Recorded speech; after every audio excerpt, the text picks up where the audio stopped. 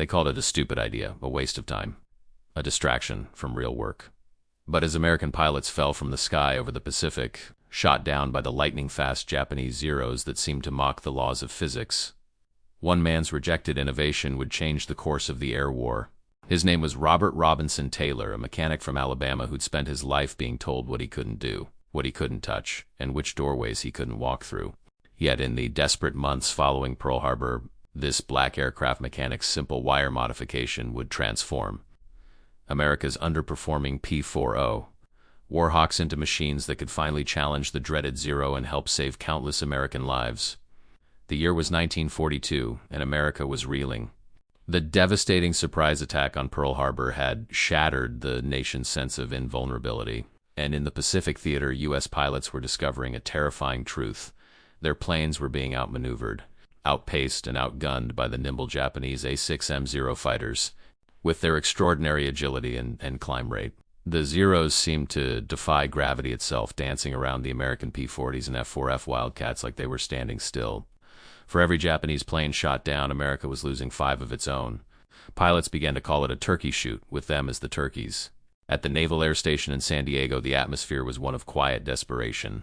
Damaged aircraft returned daily, their fuselages riddled with bullet holes, their pilots shaken if they returned at all. Engineers and mechanics worked around the clock searching for solutions. Any small advantage that might help even the odds against the seemingly invincible Zero. It was here, in a segregated hangar on the far side of the airfield, that Robert Taylor spent his days. Hands perpetually stained with hydraulic fluid and engine grease, listening to the pilots. Stories of defeat and death, while white mechanics performed what was considered the skilled work. They moved like nothing I've ever seen. One pilot told the gathered mechanics after a particularly brutal engagement near Guadalcanal. His right arm was bandaged, his face haunted by what he'd witnessed. You'd think you had one lined up, and then, he snapped his fingers, they'd just roll away like they knew what you were thinking. We never stood a chance. The room fell silent save for the distant drone of engines being tested on the runway. Robert Taylor listened from the back of the room.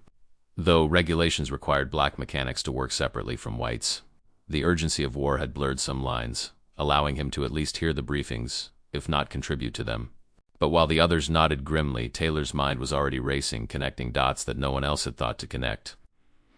Born in Tuskegee, Alabama in 1907, Robert had shown an extraordinary mechanical aptitude from a young age, taking apart and reassembling everything from pocket watches to farm equipment. His grandfather, who had been born into slavery, had taught him that understanding how things worked was the closest thing to freedom. They can tell you where to stand and where to go, his grandfather would say, but they can't tell your mind where not to reach, despite his talents. When Robert graduated high school at the top of his class, college remained out of reach. Instead, he found work repairing automobiles, developing a reputation for being able to fix things that others had given up on. When war came and the Navy began recruiting mechanics, Robert saw an opportunity. America needed every skilled hand it could find, and for a brief moment it seemed the color of those hands might matter less than what they could do. The reality proved more complicated. At the San Diego Naval Air Station, black mechanics like Taylor were assigned to janitorial duties, basic maintenance, and what white supervisors called grunt work. They were the last to be trained on new equipment and the first to be blamed when something went wrong, but Taylor watched. He listened, and during lunch breaks he would slip away to study the aircraft manuals that had been left out, memorizing systems and specifications that no one thought he needed to know.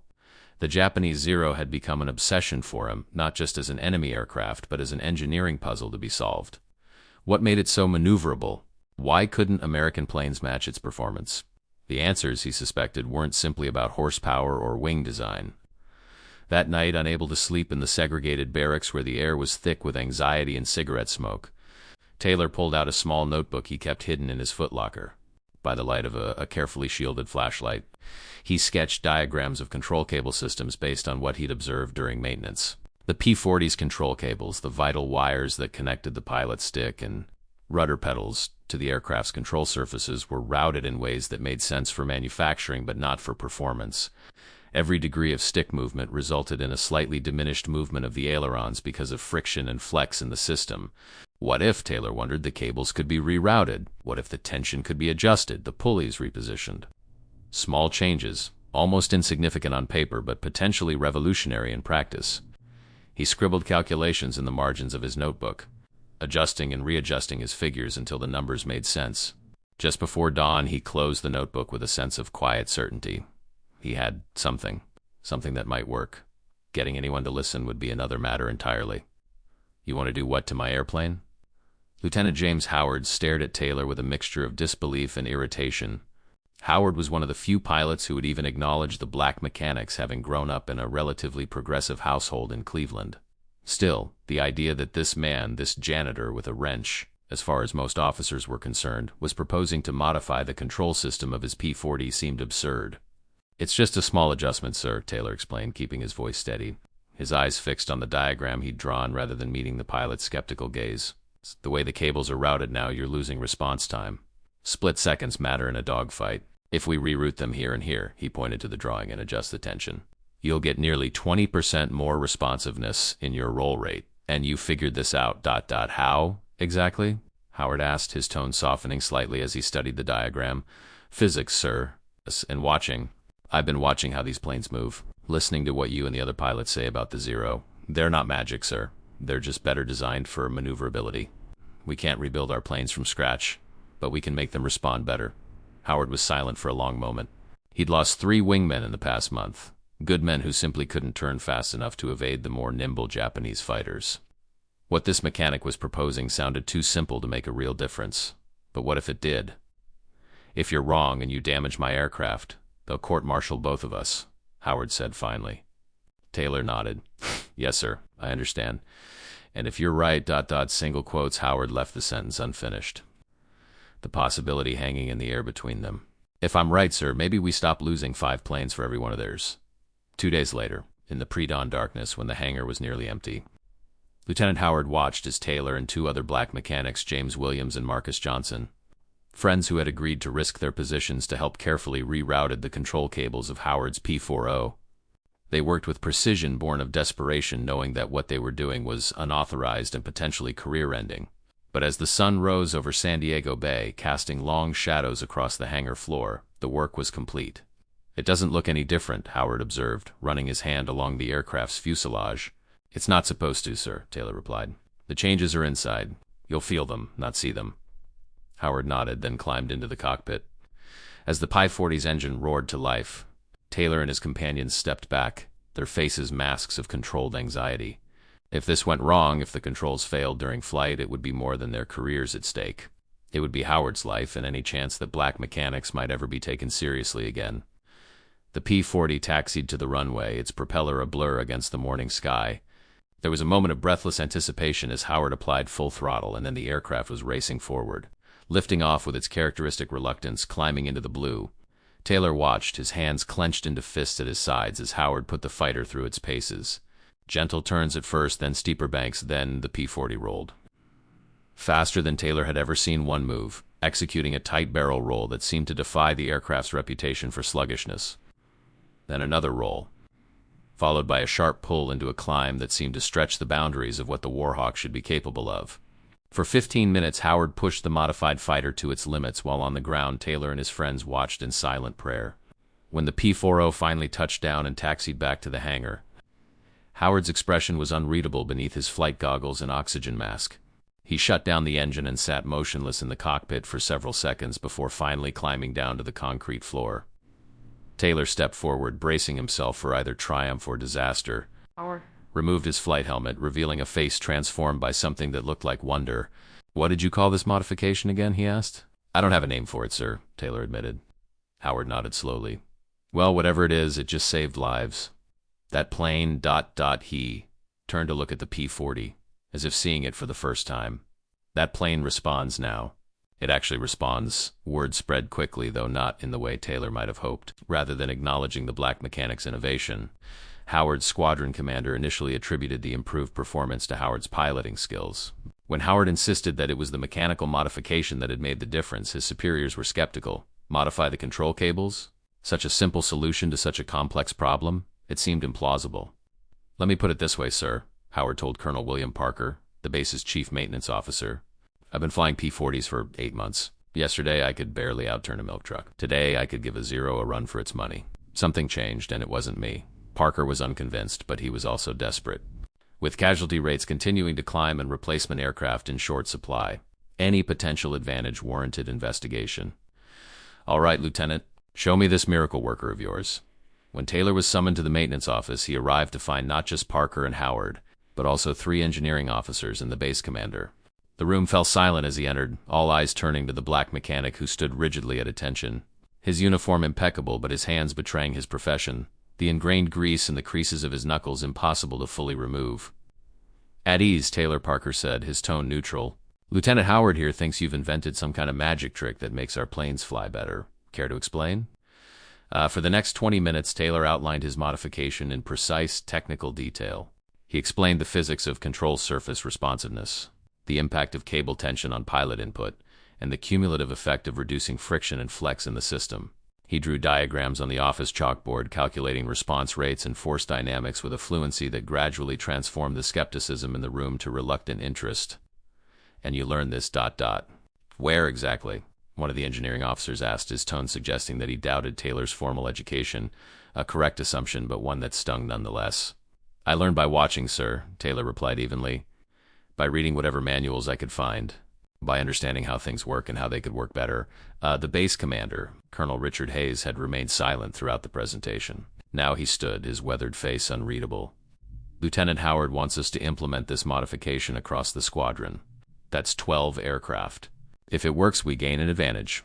If it fails, ... single quotes, he let the implications hang in the air. "It won't fail, sir," Taylor said with quiet confidence. Hayes studied him for a long moment. "You understand what you're asking? To modify frontline combat aircraft based on an unauthorized experiment conducted by," he caught himself, but the unspoken words hung in the air, "by a black mechanic with no formal engineering training." "I understand, sir," Taylor replied, meeting the colonel's gaze. "I also understand what's happening out there." He gestured vaguely toward the Pacific. "Our boys are dying because their planes can't turn fast enough. This isn't theory, sir. This is about survival." 3 days later, Taylor found himself leading a team of mechanics, white and black, working side by side, a rarity that spoke to the urgency of the situation, in modifying the entire squadron's worth of P-40s. The work was precise and demanding, with Taylor personally inspecting each adjustment to ensure it met his specifications. Some of the white mechanics were openly resentful, taking orders from a man they'd previously ignored. Others were simply focused on the task at hand, their prejudices temporarily set aside in service to a greater purpose. As the last aircraft was completed, Taylor stepped back, his exhaustion evident in the slump of his shoulders, but his eyes bright with the knowledge of what they had accomplished. "They're ready," he told Howard, who had overseen the operation with a nervous energy that betrayed his stake in the outcome. "Every last one of them." "Then I guess we're ready too," Howard replied, glancing toward the ready room where the rest of the pilots waited for the final briefing before deployment. The squadron was scheduled to depart for the Pacific the following morning, where they would join the desperate fight to hold the line against the Japanese advance. What happened next would become legend, though, like many legends. The full truth would remain obscured by the fog of war and the systematic erasure of black contributions to the American war effort.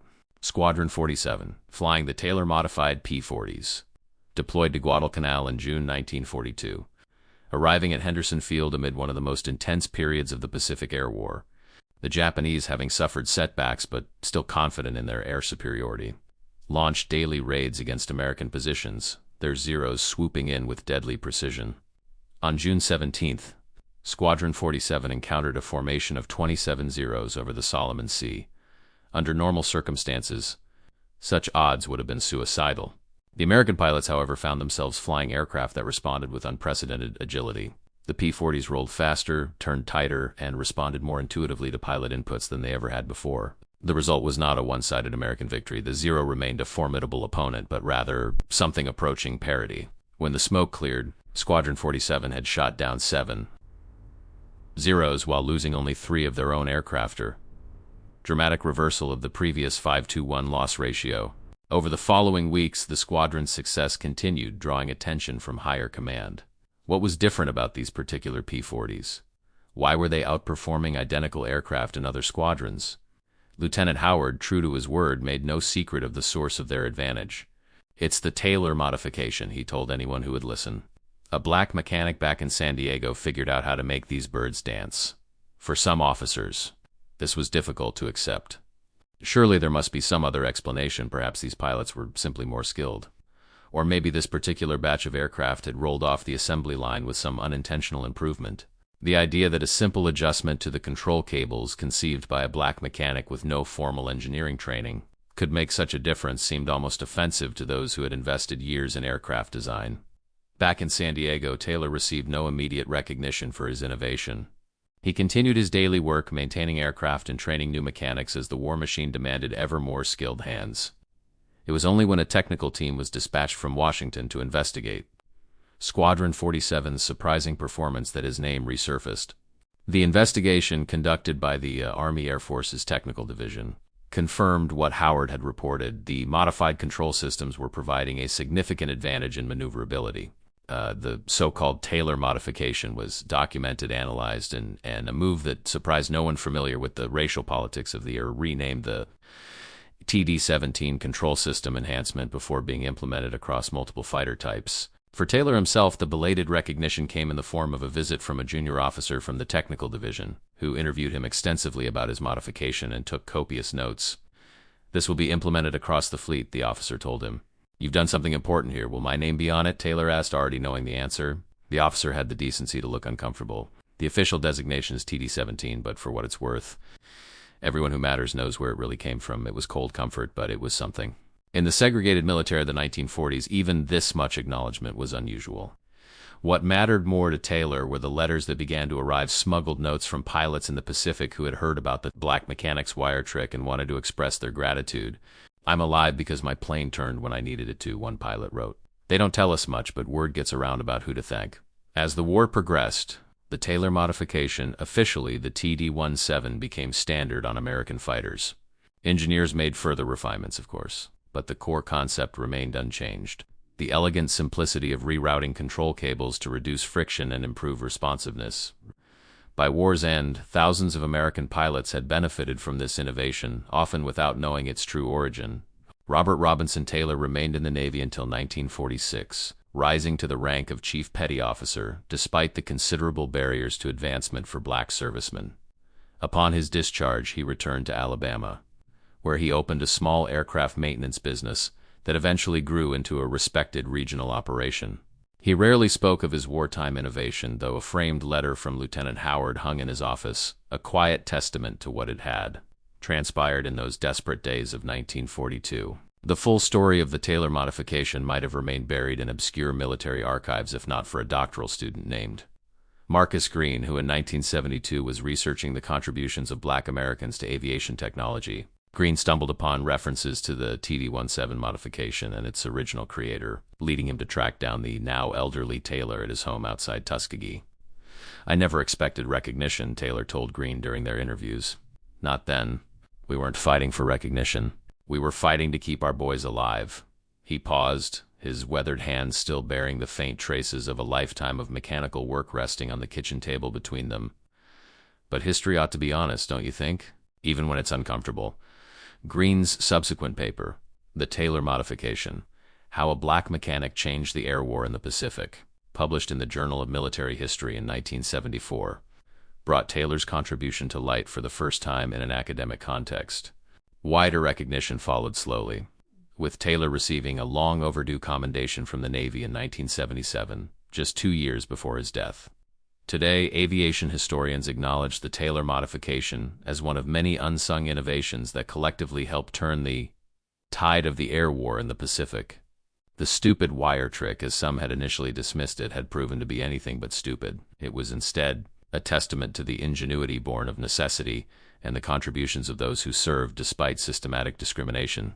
In 2018, a permanent exhibit on Robert Robinson Taylor was installed at the National Air and Space Museum, featuring his original notebooks and diagrams alongside a restored P-40 Warhawk. The exhibit's plaque reads, in part, "Sometimes the most revolutionary ideas are also the simplest." Robert Taylor's modification to fighter control systems demonstrated that innovation can come from unexpected sources, and that in war, as in peace, no nation can afford to waste the talents of any of its citizens. The Japanese Zero remains an icon of aviation design, a testament to the engineering prowess that gave Japan its early advantages in the Pacific War. But the story of how America adapted, how its fighters evolved to meet that challenge, is incomplete without acknowledging the black mechanic whose understanding of how things worked and how they could work better helped save countless lives in the skies over the Pacific. In the desperate crucible of war, when survival hinged on the smallest margins, it was not only the celebrated engineers and ace pilots who made the difference. It was also men like Robert Robinson Taylor working in the shadows of a segregated military, applying their minds to problems that others couldn't solve or wouldn't see.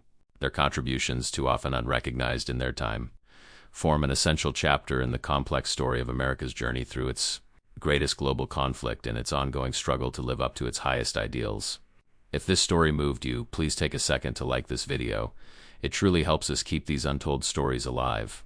Share your thoughts in the comments below, and don't forget to subscribe to the channel to discover more real stories of black heroes whose courage changed the course of history.